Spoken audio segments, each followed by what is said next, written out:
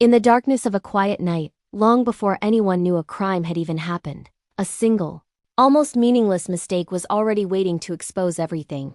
Because this was a murder that would not be solved by brilliant detectives, advanced technology, or a dramatic confession, but by accident, a random moment that no one could have planned.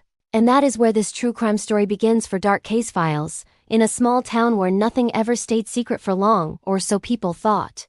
The place was a picture of calm normality, tree-lined streets, familiar faces, the kind of town where neighbors waved from their porches and doors were often left unlocked. But beneath that calm surface lived a tension no one recognized until it was too late. And at the center of it all was a woman named Emily Harper, a 32-year-old school librarian, known for her quiet nature, her routine life, and her almost invisible presence because Emily was the kind of person people remembered only after she was gone. She lived alone in a modest house at the edge of town, close enough to hear the distant sound of traffic, but far enough to feel isolated at night. And on the evening of October 17, 2009, Emily finished her shift, locked the library doors, and drove home, unaware that she was already walking toward the final chapter of her life. Friends later told police she had seemed tired but normal, carrying a stack of returned books and joking about reorganizing shelves the next day. Nothing unusual, nothing alarming, and certainly nothing that suggested she would vanish without a trace before morning. The crime itself unfolded silently, without witnesses, without screams reported, and without immediate signs of violence, which made it even more terrifying in hindsight.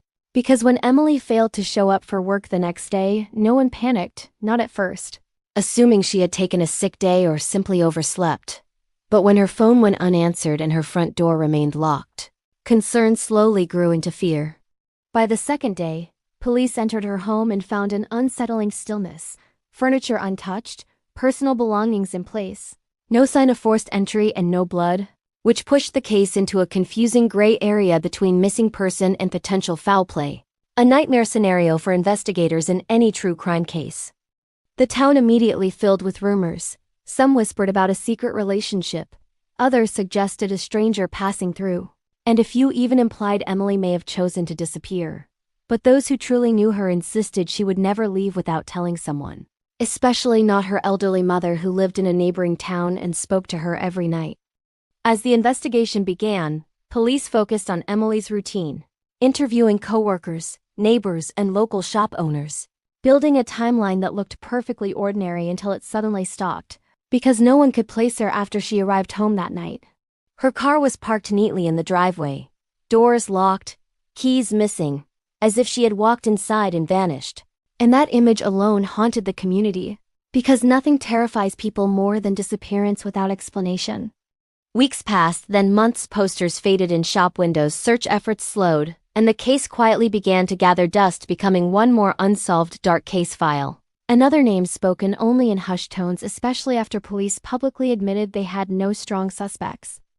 Still, there was one person who remained quietly under suspicion: Daniel Carter, Emily's former boyfriend, a mechanic with a volatile temper and a complicated history with her, including arguments overheard by neighbors and a breakup that friends described as tense and emotional.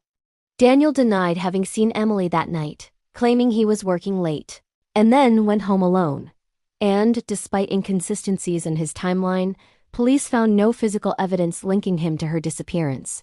No DNA, no witnesses, and no direct proof, which forced them to let him walk free, a frustrating but common reality in true crime investigations. For almost 3 years, Emily Harper remained missing, officially listed as a cold case until an accidental discovery changed everything in a way no one could have predicted, and it started with something painfully ordinary: a routine traffic stop on a highway nearly 40 miles away from where Emily disappeared.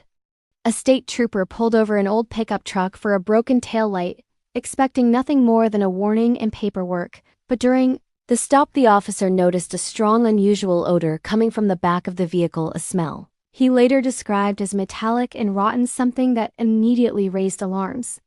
When questioned, the driver, a man named Daniel Carter, appeared nervous, sweating despite the cold weather, stumbling over simple answers, and when asked what was in the covered cargo area, he hesitated for just a fraction of a second too long, a moment that would ultimately undo him. The officer requested permission to search the vehicle, and Daniel refused, which led to a canine unit being called to the scene. A routine escalation that Daniel likely believed he could outwait, but fate had other plans. Because when the dog alerted, officers opened the truck and found something none of them were prepared for. Human remains wrapped in industrial plastic, partially decomposed, hidden beneath tools and scrap metal. The discovery sent shockwaves through the department, and within hours, forensic testing confirmed what some had feared but never proven: the remains belonged to Emily Harper.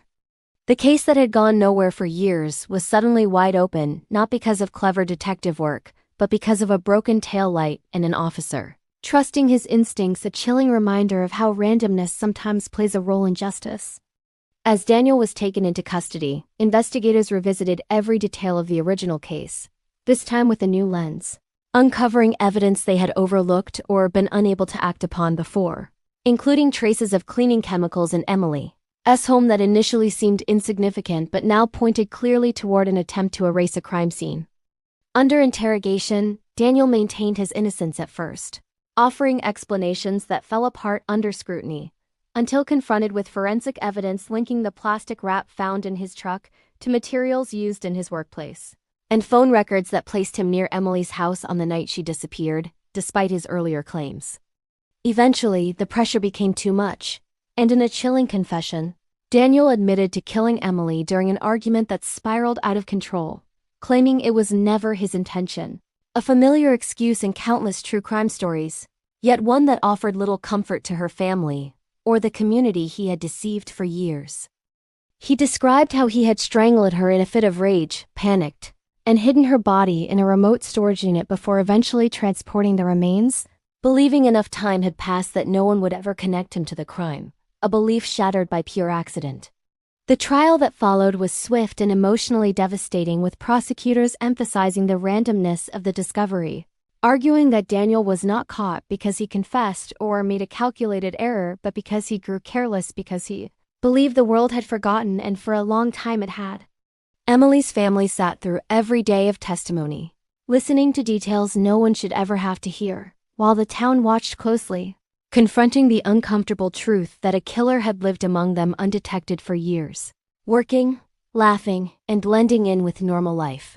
Daniel Carter was ultimately convicted of second-degree murder and sentenced to life in prison without the possibility of parole, bringing legal closure to the case, but leaving behind emotional scars that would never fully heal. In the aftermath, media outlets labeled it one of the most unsettling true crime cases in the region, not because of its brutality, but because of how close it came to remaining unsolved forever. A dark reminder that justice is not always guaranteed, and sometimes arrives only by chance.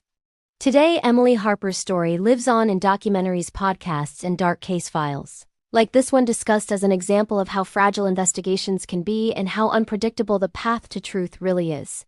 Because if that officer had ignored his instincts, if the taillight had not been broken, if the stop had never happened, the truth might still be buried. And that is what makes this case so haunting. Not just the crime itself, but the idea that resolution was never part of the plan, that justice came not from intention, but from coincidence, leaving us to wonder how many other cases remain unsolved simply because the right accident never occurred. This has been Dark Case Files, a true crime story where chance defeated concealment. And as we leave you with this unsettling thought, ask yourself how many criminals are walking free right now, saved not by innocence but by luck, and do you believe justice should rely on coincidence, or was this accident the universe correcting a wrong? If you enjoyed this dark case file, subscribe to the channel, because the truth is always darker than it seems.